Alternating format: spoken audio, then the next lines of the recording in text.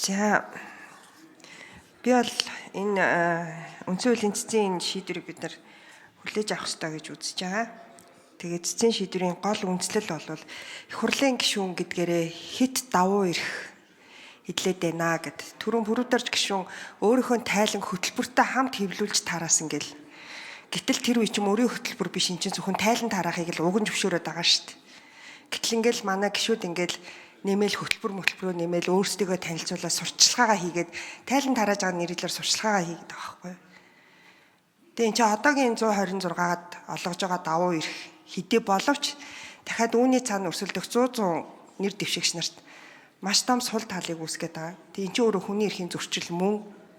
Тийм учраас бол манай гишүүд энэ дээр бас гишүүн гэдэг утгаараа биш, дараа нь 28 оноо бодох гэдэг утгаараа биш, үндсэн хууль заасан хүний эрхийн асуудлаа бодож бас шийдвэр гаргаасай гэж хүсэж байна. Тэгэхээр байнгын хороодын гаргасан шийдвэрийг хүлээж авахгүй байх ёстой гэж бодож байна.